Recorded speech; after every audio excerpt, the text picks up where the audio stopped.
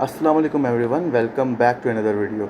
तो गाइज़, आज की जो वीडियो है ये इंपॉर्टेंट होने वाली है। इसके अंदर मैं तुम्हें सिखाऊंगा वेरिएबल्स। सही है। वेरिएबल्स क्या होता है, वेरिएबल्स के टाइप्स क्या होते हैं, वेरिएबल में naming convention, operators, escape sequence, what are these things.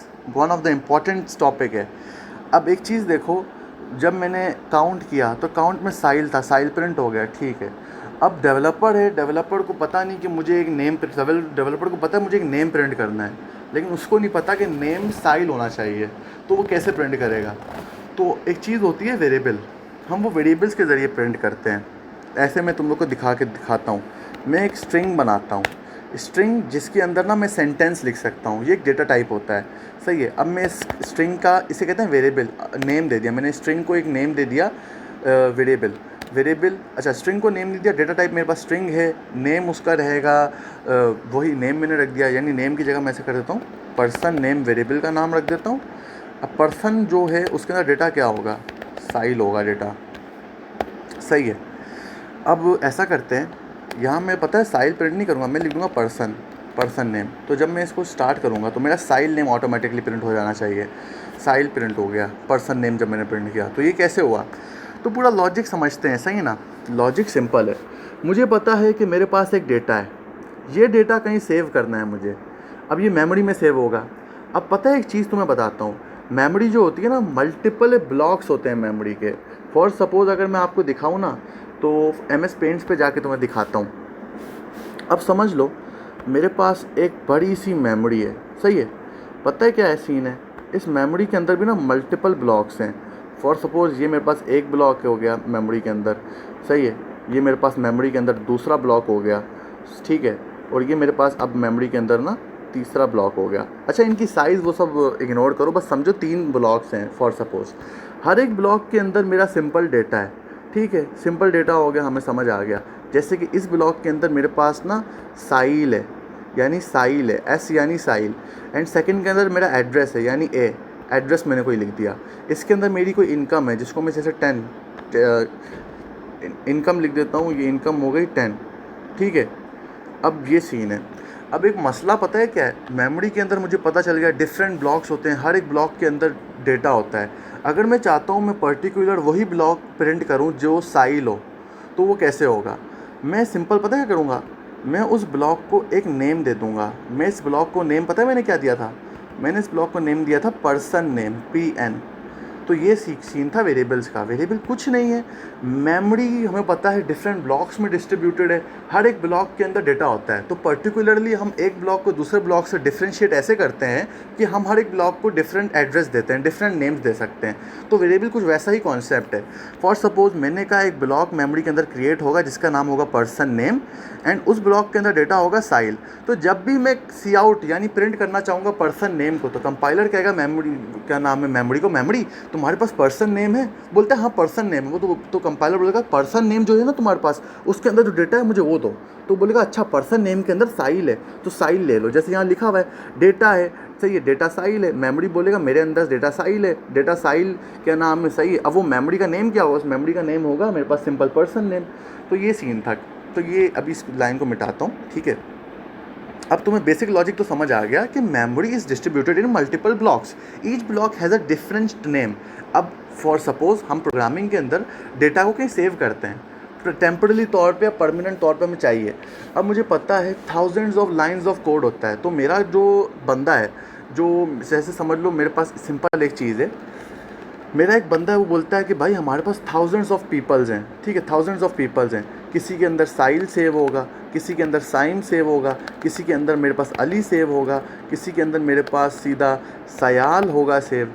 अब पता है क्या होगा, हम सयाल साइम साइल नाम याद नहीं रखेंगे, हम बोलेंगे भाई मेरे पास ना हर एक पर्सन का एक डेजिकेटेड नंबर है, जैसे P1 है, P2 है, P3 है और P4 है। तो मुझे साइल ये सब प्रिंट नहीं करने की ज़रूरत।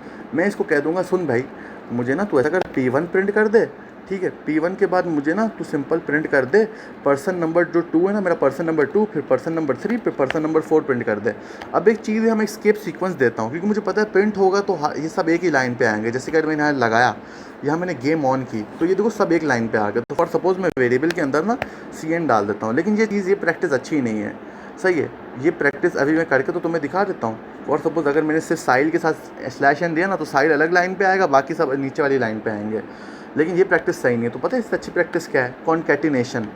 कि मैं ऐसा करता हूँ, मैं प्लस कर देता हूँ slash n, plus slash n किया तो पता है क्या होगा? एक चीज़ करके देखते हैं। ओके, ये देखो, अब साइल अलग ब्लॉक पे, अब साइल एक अलग चीज़ पे आया। यहाँ पर P4 कर देते हैं, यहाँ पर मेरे पास P2 कर देते हैं, और इसके बाद यहाँ पर मेरे पास P3 कर देते हैं, और नीचे वाले जो P3, 4 एंड 2 ऐसे डिलीट करते हैं। अब इसे प्ले करूँगा ना, अब देखना क्या होगा।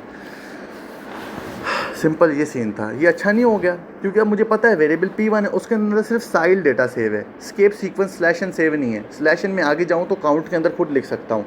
यानी तुम लोग को याद होगा, हम खुद से डिज़ाइन कर सकते हैं कि मेरा कोड किस तरह से होना चाहिए। ठीक है, अब जो वेरिएबल है, वेरिएबल साइल का तुम्हें समझ आ गया, प्रिंट हो गया। अब हर वेरिएबल्स हम क्यों बनाते हैं? क्योंकि प्रोग्रामर को याद थोड़ी रखना है कि साइल ही नंबर हो। हम बस बोल देंगे प्रोग्रामर सुन, ये लिस्ट ऑफ मेरे पास डेटा के टाइप्स हैं। यानी क्या हो सकता है, मेरे पास एक चीज़ दिखाता हूँ। तुम बोलोगे चलो हमें नेम, आप क्या नाम है, डेवलपर को डिज़ाइनर बोलेगा सुन ये लिस्ट ऑफ नेम्स हैं, ये प्रिंट करना है। लेकिन लिस्ट ऑफ नेम्स कभी कभी क्या हो सकता है, कोई ईमेल हो सकता है मेरे पास, वो ईमेल मेरे पास इतना बड़ा होता है, इतना बड़ा समझो एक ईमेल होता है। अब जो डेवलपर है वो तो बोलेगा भाई ये तो मैन्युअली लिखते लिखते चेक करते करते मेरी तो हालत ख़राब हो जाएगी। तो बोलता है हमारे पास डिज़ाइनर सुन, इतनी मेहनत ना कर, मैंने एक वेरिएबल क्रिएट किया है, उस वेरिएबल के अंदर मैंने ये सब डाल दिया है डेटा। तो अब तुझे डेटा प्रिंट करने की ज़रूरत नहीं है, ये पूरा मैन्युअली लिखने की ज़रूरत नहीं है काउंट के अंदर डेटा। तो सिंपल वो डेटा जिस मेमोरी ब्लॉक के अंदर है, यानी ईमेल के अंदर, वो ईमेल तू प्रिंट कर दे। सही है। अब क्या होगा, तो डेवलपर को बार बार लिखने की ज़रूरत नहीं। अब मैं जिस भी लाइन पे जाऊँ मल्टीपल तौर पे ये लगा सकता हूँ। अब देखना क्या होगा, अब ये होगा कि भाई हर एक लाइन पे ये आ गया। अच्छा, अब तुम बोलोगे ये क्या है साहिल भाई, एक साथ क्यों आ गया? क्योंकि मैंने स्लैश एन नहीं दिया था ईमेल के साथ, तो इसलिए सारा जो डेटा था ना वो एक ही लाइन पर प्रिंट होता गया। तो वेरिएबल का कुछ सीन समझ आ गया। अब मैं थोड़ा रिवीजन कराता हूँ, ज़्यादा कंफ्यूज ना हो तुम लोग, ठीक है ना। रिवीजन कराते हैं, आपको रिवीजन ऐसे कराते हैं कि मैं बताता हूँ। मेमोरी मल्टीपल ब्लॉक्स पे सेव है।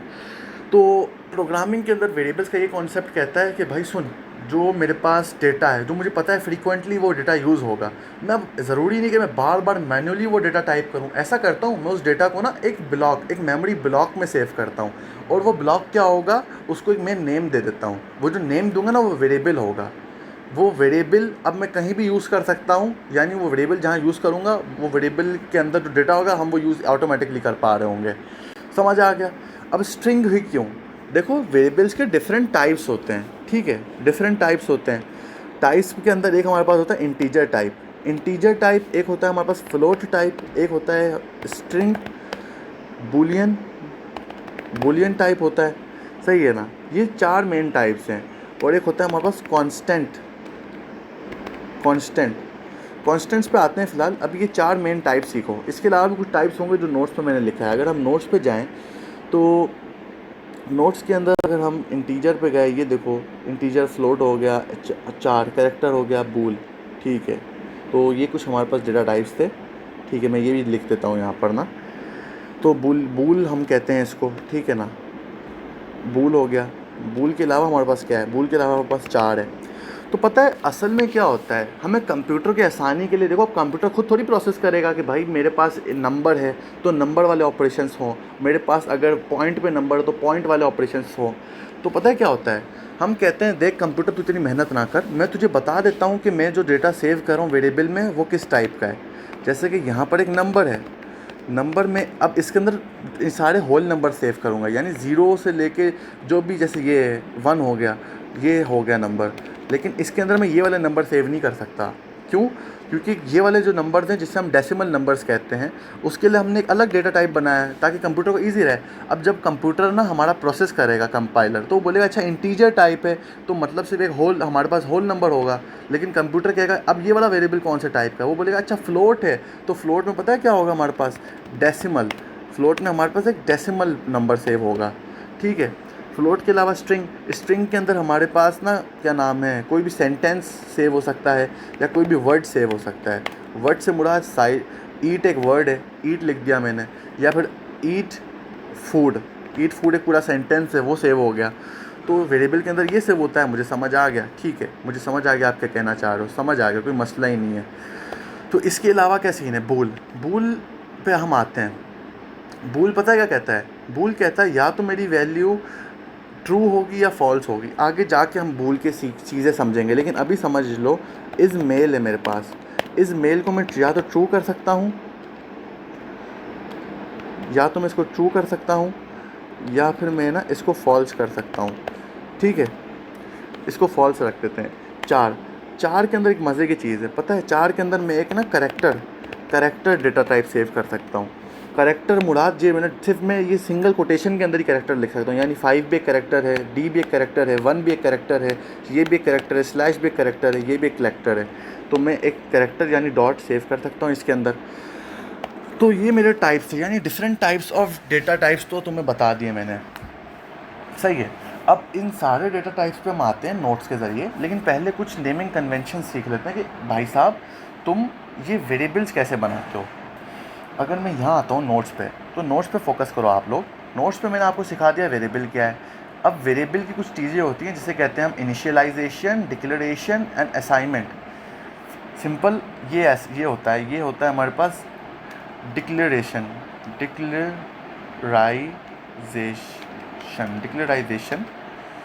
डिक्लेराइजेशन हो गया। ये डिक्लेराइजेशन के अंदर पता है क्या होता है? मैं सिंपल इंट करके समथिंग मेरा कोई वेरिएबल है समथिंग, वो हो गया। यानी ये जो वेरिएबल है ना, ये क्रिएट तो हो गया लेकिन इसके अंदर डेटा नहीं दिया। तो अगर मैं इसके अंदर पता जब डेटा दूंगा तो वो पता है क्या होगा? वो होगा असेसमेंट, यानी मैं असाइन कर रहा हूँ। असाइनमेंट, इसे कहते हैं असाइनमेंट, कि भाई एक डेटा है मेरे पास वेरिएबल, उसके अंदर अब मैं कोई डेटा डाल रहा हूँ, तो इसे असाइनमेंट कहेंगे। तो आप कहेंगे चलो ठीक है साहिल, हम समझ गए, हमें समझ आ गया आप क्या कहना चाह रहे हो। आप कहना चाह रहे हो अगर एक वेरिएबल के अंदर डेटा नहीं देंगे, सिर्फ उसका डेटा टाइप देंगे और सिर्फ वेरिएबल का नेम देंगे, तो वो डिक्लेरेशन है, और बाद में हम चाहें तो उस वेरिएबल के अंदर डेटा दे सकते हैं, वो असाइनमेंट है। लेकिन आपने तो यहाँ पर वेरिएबल डिक्लेयर भी किया है और बाद साथ में डेटा भी दिया है, तो इसको क्या कहते हैं? इसको कहते हैं इनिशियलाइजेशन। यानी फॉर सपोज एक फ्लोट वैल्यू है, वैल्यू मैंने डाल दी परसेंट के अंदर डेटा है 3.8 मेरा पर्सन के अंदर डेटा है, तो इसे कहते हैं इनिशियलाइजेशन। तो यहाँ जाके देखें तो ये देखो, यहाँ मैंने लिखा हुआ भी है भाई, creating a variable without assigning a value is called, हमारे पास declaration. Assigning a value during declaration, ये होता है हमारे पास सिंपल अपना इनिशियलाइजेशन। लेकिन giving a value after declaration it's अपना हमारे पास सिंपल कह सकते हैं असाइनमेंट। कुछ चीज़ें मैंने शायद मिस कर दी, नहीं, सारी जो मेन चीज़ें वो तो बताई। अब इसके बाद मैं कॉन्स्ट पे आता हूँ। देखो कभी कभी एक चीज़ तुम्हें मैं बताता हूँ कि अगर यहाँ पर देखो, अभी ये सब भूल जाओ, ये सब हो गया ना, मैं यहाँ पर एक चीज़ दिखाता हूँ। यहाँ पर मैं कॉन्स्ट का यूज़ बताने वाला हूँ, कॉन्स्ट यूज़। तो यहाँ पर सबसे पहले बिफोर दिखाता हूँ तुम लोग को ना। बिफोर पता है क्या होता था? अगर मैं एक इंट बनाता हूँ, इंट के अंदर मैं डालता हूँ इनकम, साहिल की जो अभी इनकम है ना, वो हमेशा के लिए वो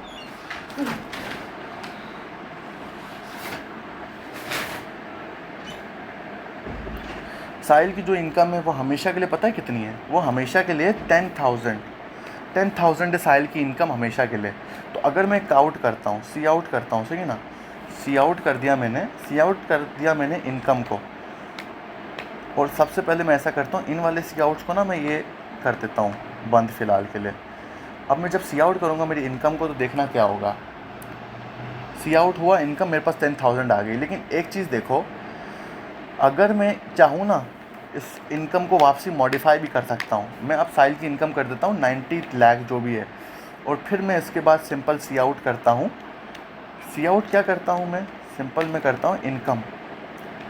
अब मैं इसको सी आउट करूँगा तो देखते हैं आप, इनकम मेरी 10,000 रहेगी या 9,000। अच्छा एक सेकेंड, स्लैश एन, यहाँ स्लैश एन देना चाहिए, यहाँ हो गया स्लैश एन। अब एक चीज़ परफेक्टली देखो, तो मेरी एक बात देखो, हम ये क्या हुआ, इसने 9,000 प्रिंट किया, 10,000 क्यों नहीं प्रिंट किया साथ साथ? कुछ ना कुछ तो सीन है। ओके समझ गया मैं, इसको एक दफ़ा वापसी करके देखें। ओके सही है। अच्छा हाँ हाँ, ये तो स्ट्रिंग है ना, ये तो स्ट्रिंग टाइप है, तो स्ट्रिंग टाइप के साथ मैं स्केप सीक्वेंस यूज़ कर रहा हूँ, ये तो मामला ख़राब हो जाएंगे। तो ऐसा करते हैं, कोई मसला नहीं, कोई भी मसला नहीं है। ये जो है ना, इसको अभी के लिए ना कट करते हैं, ठीक है। इसको कट करके सिंपल मैं यहाँ पर सी आउट करता हूँ। सी आउट पता है क्या करता हूँ, /n। अब चलाते हैं। इसने क्या बोल दिया, ओके मेरे पास यहाँ सब सही है, मैंने यहाँ पर पता है /n के साथ ये नहीं दिया। अब देखो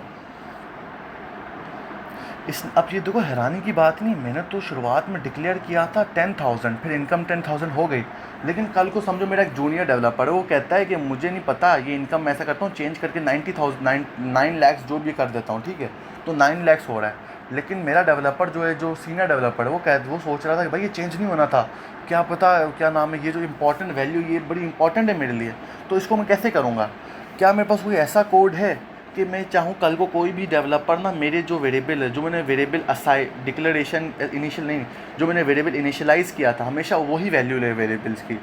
फॉर सपोज मैं चाहता हूँ 10,000 हो, यानी इनकम जो वेरिएबल है ना, उसकी वैल्यू हमेशा 10,000 हो, उसको कभी भी चेंज ना किया जाए। वो कैसे कर सकते हैं, वो हम ऐसे कर सकते हैं, यहाँ मैं आफ्टर लिखता हूँ।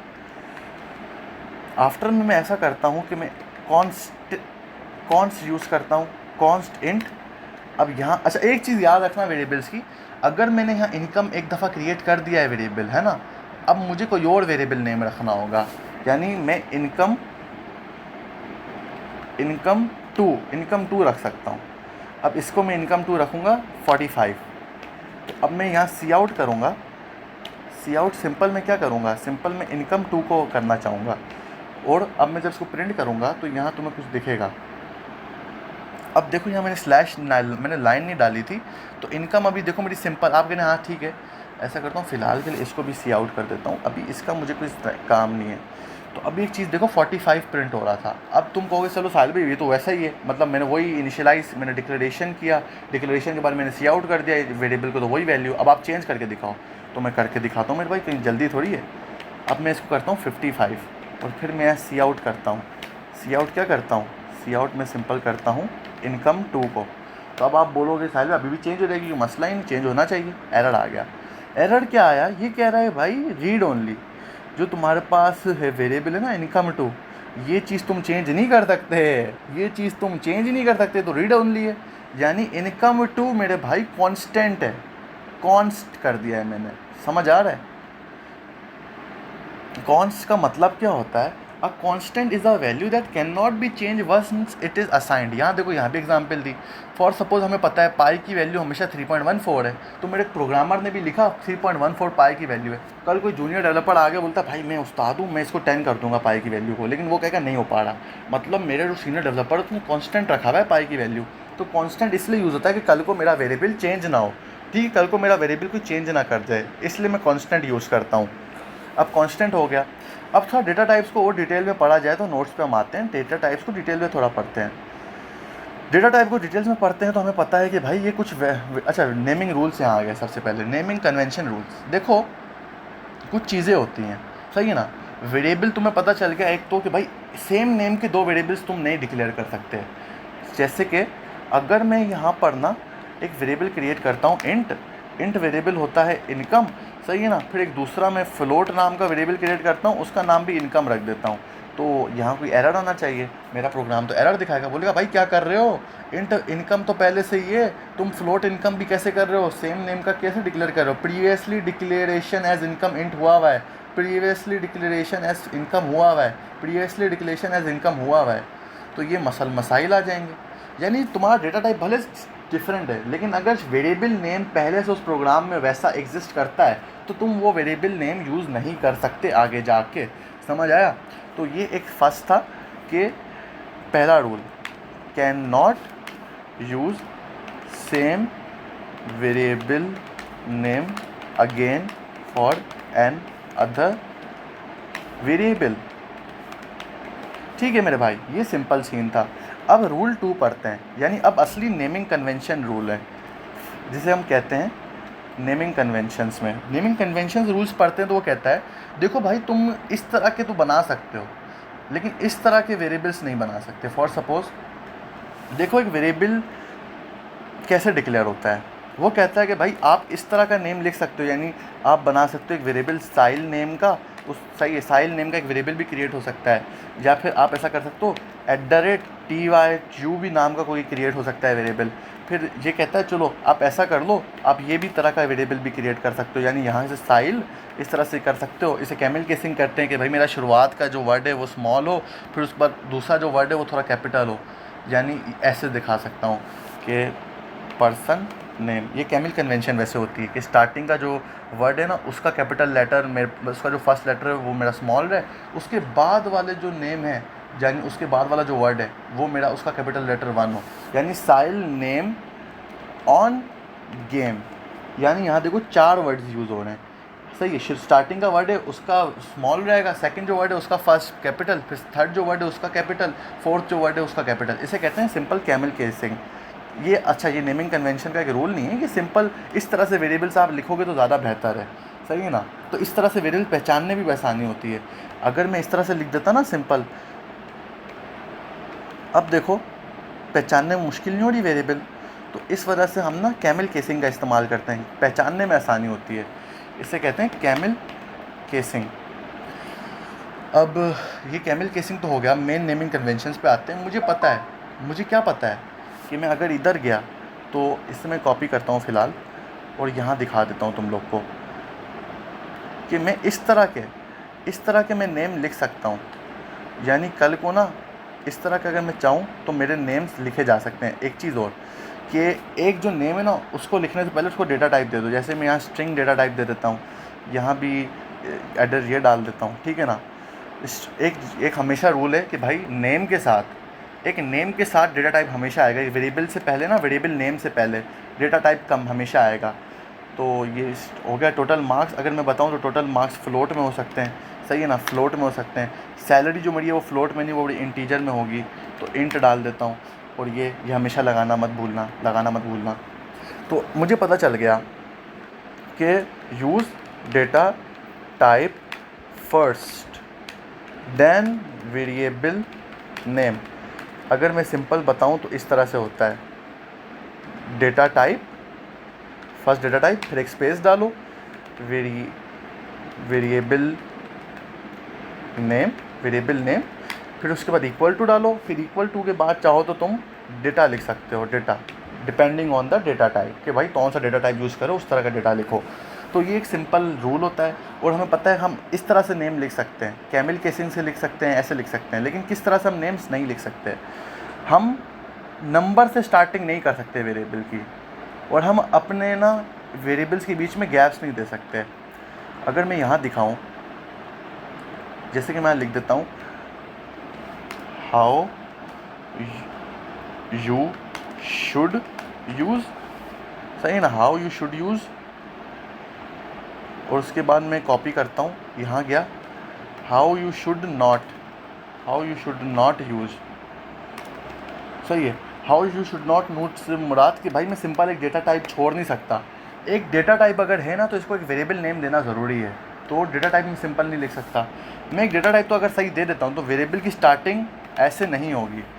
नेम ये पता है कैसे हो सकता है, ये ऐसे हो सकता है, ये चाहो तो तुम ऐसे लिख सकते थे कि इंट डाल के नेम 2 यानी नंबर वेरिएबल के बाद लिख दो, या फिर ऐसे भी तुम लिख सकते थे इंट डाल के तुम N2MA, लेकिन ये कोई सेंस नहीं बनाता ना।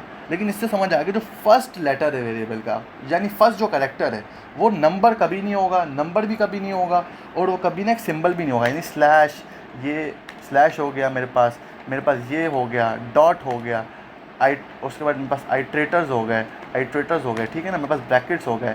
ये चीज़ें कभी भी ना मेरे पास स्टार्टिंग नहीं होंगी। लेकिन हाँ 2-3 मेरे पास सिंबल्स हैं जो एक्सेप्शंस हैं जो स्टार्टिंग में लग सकते हैं वेरिएबल के, लेकिन उस पर हम बाद में आएंगे ना मेरे भाई, ठीक है। अब समझ आ गया, आप ये भी नहीं कर सकते, और आप गैप्स नहीं दे सकते वेरिएबल्स के नेम्स में। गैप्स यानी जैसे कि मैं लिखता हूँ ना पर्सन गैप नेम, ये नहीं कर सकते तुम, ये अलाउ नहीं है। इसकी जगह पता है क्या कर सकते हो तुम, सिंपल तुम कह सकते हो, ये लिख सकते हो तुम पर्सन @ ऐसे तुम कर सकते हो, तुम ये कर सकते हो, ये अलाउ है। अब कुछ रूल्स, जैसे मैंने कहा कि भाई letter must be begin with a letter, digit से स्टार्ट नहीं होगा, स्पेसिंग नहीं होगी, कीवर्ड्स यूज़ नहीं कर सकते, कीवर्ड से मुराद क्या होता है? कीवर्ड्स यानी कि भाई जो मेरे पास इंट है, फ्लोट, स्ट्रिंग, काउंट, जैसे कि मैं ना इंट काउंट, मैं कभी भी इसका इस नाम का वेरिएबल बना नहीं सकता, या फिर मैं कभी भी ना सी इन नाम का वेरिएबल नहीं बना सकता, कभी भी मैं इंट नाम का वेरिएबल बना ही नहीं सकता, इंट। तो ये मेरे पास है कीवर्ड्स। इसके अलावा भी बहुत से कीवर्ड्स हैं जो वक्त के साथ तुम समझोगे। Names are case sensitives. For suppose अगर मैं पर्सन एज नाम का बनाता हूँ ना और प्रिंट करता हूँ एज प्रिंट करो, तो मुझे काउट के अंदर पता है क्या लिखना होगा? मुझे काउट के अंदर सिंपल लिखना होगा एज। मैं ये नहीं लिख सकता कि भाई काउट कर दो ए Ctrl+G, काउट कर दो सिंपल एज, कोई फ़र्क थोड़ी पड़ेगा। बोलेगा भाई ढूंढ, एज नाम का तो होगा ना वेरिएबल, भले कैपिटल या स्मॉल। ये अलाउ नहीं है। जो तुमने वेरिएबल डिक्लेयर किया होगा या इनिशियलाइज़ किया होगा वही वेरिएबल तुम यूज़ कर सकते हो। केस सेंसिटिव का मतलब ये है वर्डिंग में चेंजेस नहीं हो सकते, कैपिटल स्मॉल की चेंजेस नहीं हो सकते। तो ये कुछ चीज़ें हैं, जैसे कि यहाँ भी इतने अच्छे एग्जांपल कि भाई देखो ये डिफरेंट वेरिएबल्स हैं, ये सेम वेरिएबल्स नहीं है, मत समझ जाना मेरे भाई, ये डिफरेंट है, ये वाला एज अलग है, ये वाला एज अलग है। क्यों? इनका कैपिटल और स्मॉल लेटर्स में फ़र्क है। अब डेटा टाइप्स पे आ गए। अब देखो data type tales a compiler what kind of data will be stored. ये मैंने पहले ही रिपीट किया था, वापसी बता रहा हूँ कि भाई कंपाइलर के लिए आसानी है कि उसे पता चल गया डेटा टाइप ये ना, तो मतलब इसके अंदर इस तरह का ही डेटा होगा। तो मुझे ज़रा ख्वारी नहीं करनी कि डेटा पहले मैं सर्च करूँ, ये नंबर है, अच्छा। अब इंटीजर टाइप का डेटा टाइप क्या होता है? यानी use for storing whole number, जो मैंने तुम्हें बताया 18, 95, -10, इस तरह की चीज़ें तुम यूज़ कर सकते हो। अब ये 4 बाइट्स ऑफ मेमोरी, यानी इतना लेंदी नंबर, यानी इतना लेंदी नंबर तुम लिख सकते हो, यानी 21474833647, इतना बड़ा नंबर तुम लिख सकते हो। और चाहो तो माइनस में भी तुम वो नंबर लिख सकते हो, ठीक है। ये इसकी अप्रॉक्सीमेटली रेंज है। फ्लोट्स के अंदर टू डेसिमल नंबर, यानी पॉइंट्स में नंबर लिखते हो, ये भी 4 बाइट्स ऑफ मेमोरी ऑक्यूपाई करता है। एंड इसकी बहुत बड़ी है, प्रिसीशन भी बहुत अच्छी है ना, 4 to 6 डेसिमल्स। यानी तुम इस तरह से कर सकते हो, तुम नंबर ना 1 2 3 4 5 6, इतना बड़ा, मतलब अगर तुम्हारे पास होल नंबर हो, मतलब तुम इतना बड़ा डेसिमल नंबर हो, तो प्रिसीजन इतने नंबर तक अच्छी है इसकी। कुछ प्रिसीजन यानी इतना एक्यूरेट वो जवाब दे पाएगा। डबल पता क्या करता है? डबल जो इंट की रेंज है ना, जैसे इंट की रेंज हमारे पास कितनी थी 4, तो ये 4 से 8 हो जाएगी। यानी सिंपल तुम्हें क्या करना है कि ये तुम इसमें ज़्यादा, मतलब ज़्यादा लिख सकते हो। अच्छा, डबल पता क्या करता है? डबल जो था तुम्हारे पास वो ना फ्लोट की रेंज, यानी फ्लोट की 4 बाइट्स थी ना रेंज, तो फ्लोट की रेंज अब वो कितनी कर देगा? 8 बाइट्स। तो ये था फ्लोट एंड डबल में डिफरेंस देख लो कि both stores accurate decimal numbers, यही डिफरेंट है। कैरेक्टर भाई एक ही, सिंगल कोटेशन जो सिंगल होता है ना तुम्हारे पास कोटेशन, उसी के अंदर तुम एक ही चीज़ यूज़ कर सकते हो। यानी बी भी हमारे पास एक कैरेक्टर है, लेकिन ये गलत है। अगर तुम कैरेक्टर बनाते हो ना तो तुम्हें डबल कोटेशन के अंदर तुम नहीं लिख सकते। बूल के अंदर मैंने तुम्हें बताया कि 2 ही वैल्यूज यूज़ हो सकती हैं, ट्रू लिखोगे या फॉल्स लिखोगे, ये चीज़ें होती हैं। इसका आउटपुट ऐसा आएगा, जैसे कि मैं तुम्हें एक चीज़ दिखाऊँ बूल का, ट्रू ऑन आउटपुट। अगर तुम बूल में ना इस पास्ट अगर तुम्हारे पास ट्रू है तो आउटपुट आएगा तुम्हारे पास 1, लेकिन अगर यहाँ तुमने फॉल्स लिखा तो 0 आएगा। स्ट्रिंग जो मैंने बताया, तुम सेंटेंस वर्ड्स सेव कर सकते हो, सही है ना। अब इसके अलावा कंप्लीट डेटा टाइप्स का अगर यहाँ एग्जांपल दिया जाए तो ये इसने बहुत अच्छा हमें बना के दिया है। यानी मैं यहाँ सिंपल कॉपी करता हूँ इसको और मैं यहाँ जाता हूँ, यहाँ मैं देखता हूँ मैंने कोई गलत तो नहीं किया ना। इसको फ़िलहाल ऐसा करते हैं, ये कर देता हूँ, इसको भी फ़िलहाल ना ये कर देते हैं, और सिंपल मैं सबसे नीचे जाता हूँ, इस कोड को चलाते हैं। इसने यहाँ क्या किया है कि इसने बताया फ्लोट में क्या प्रिंट होगा, हाइट में क्या, पाई में क्या प्रिंट होगा, ग्रेड में क्या, इस ट्रू में क्या, नेम में क्या। तो देखते हैं क्या प्रिंट होता है। ओके, कहीं जगह एरर है, कहीं पर एरर है, आई एम सॉरी, एरर एक सिंग देखना होगा। अच्छा, एक चीज़ देखो मेरे भाई, याद होगा तुम लोग को एक चीज़ मैंने बताई थी, वो चीज़ सिंपल थी कि सबसे पहले तो मैं ये इनकम वाली चीज़ हटाता हूँ। जो एक चीज़ थी वो मैंने तुम्हें बताई थी, वो चीज़ क्या थी कि मुझे ना यहाँ पर याद होगा तुम लोग को +@ डालना पड़ता था ना लाइन स्किप करने के लिए। लेकिन ये तब हो रहा था जब मेरे पास स्ट्रिंग वैल्यू थी। लेकिन नंबर वैल्यूज़ के लिए कैसे करो? अगर तुम चाहते हो दूसरी लाइन पे आना, काउंट के बाद तुम दूसरी लाइन पे आना चाहते हो, तो तुम ना सिंपल एंडल डाल सकते हो। एंडल कहता है कि भाई ये काउंट यहाँ पर एंड है, नेक्स्ट लाइन पे चले जाओ। अब कहाँ पर आ रहा है हमारे पास एरर? लेट मी सी, एक सेकंड देख लूँ मैं ज़रा। एज, ओके, कोई मसला ही नहीं है। इसको भी ऐसा करते हैं, इसको यहाँ पर ये कर देते हैं, एज में वहाँ नीचे वैसे यूज़ कर रहा हूँ, तो इसको यहाँ से बंद करो। इनकम एंड समथिंग, ये सब, इस सब को भी अभी ना फ़िलहाल ये करो। अब चला के देखते हैं। अब जब मैं चलाऊँगा तो देखना भाई क्या मज़े का सीन है।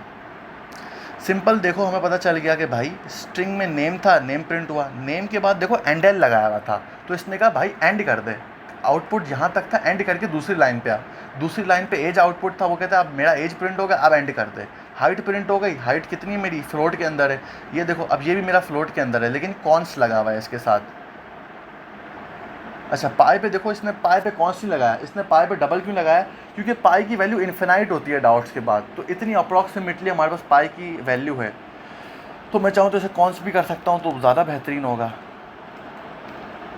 अब तुम बोलो पाई की वैल्यू डबल में ही क्यों सेव की, फ्लोट में क्यों नहीं, क्योंकि भाई फ्लोट इतना ज़्यादा सेव नहीं कर सकता फ्लोट, क्योंकि पता है हमें फ्लोट से 4 बाइट्स सेव कर सकता है, लेकिन डबल ना 8 बाइट्स ऑफ डेटा सेव कर सकता है। और पाई में तो हमें पता है multiple millions of bytes of data हमें होता है, नंबर होते हैं ना, लेकिन हमें चाहिए सिर्फ इतना लंबा हमें डेटा वैल्यू लिखनी है, तो ये सिर्फ डबल लिख सकता है।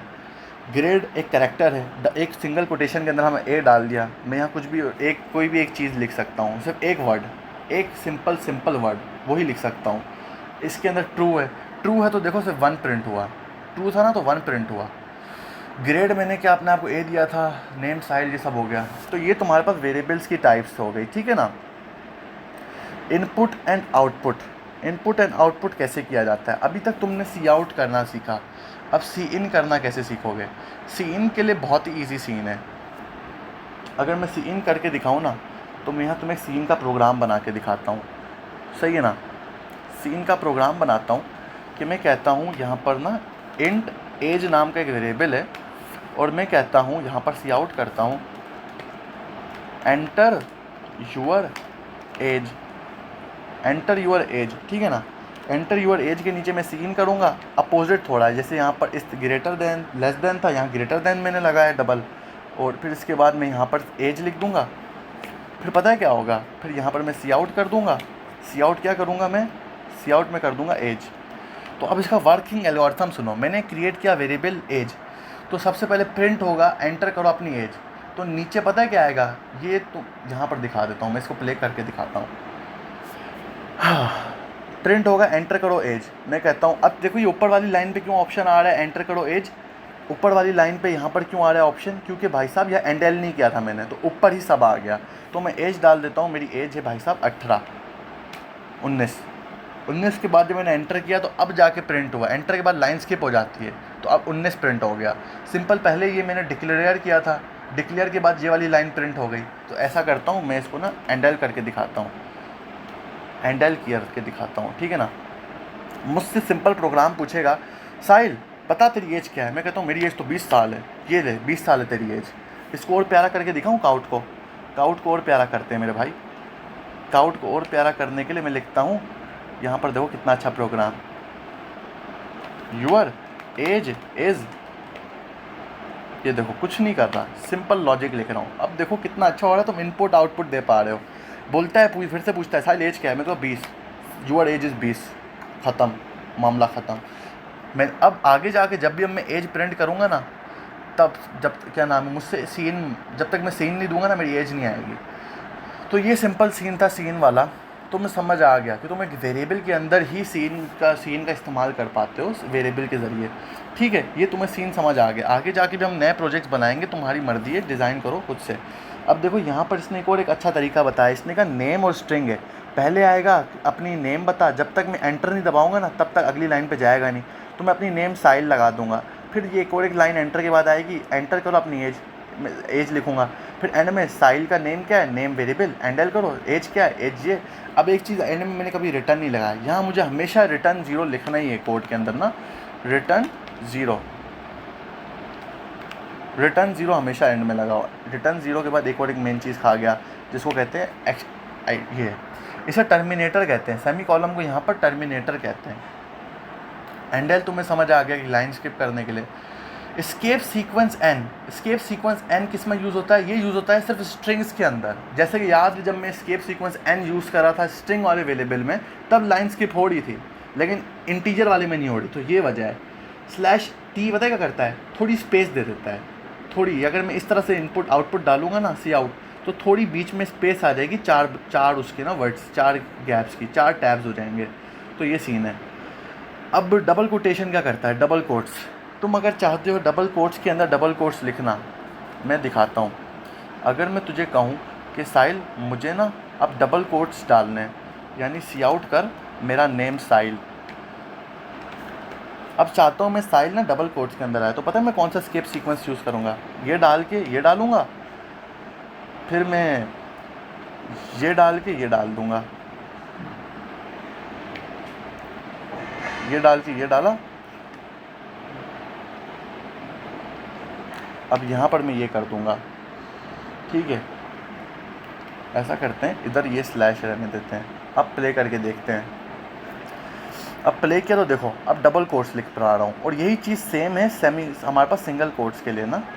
सिंगल कोट्स के लिए हमें सिर्फ सिंगल कोट यहाँ लगाना है और यहाँ पर सिंगल कोट लगाना है। तो अब देखो साहिल सिंगल कोट्स के अंदर आएगा। तो ये भी एक तरीका है। अब सिंगल कोट्स का भी समझ आ गया। बैक स्लैश के लिए भी तुम वही सिंपल स्लैश डाल के कोड स्लैश लगाओ, ये आ गया। ऑपरेटर्स अभी रहता है और अभी टॉपिक्स बहुत सारे रहते हैं, लेकिन मैं क्या समझता हूँ आज के लिए इतना काफ़ी है।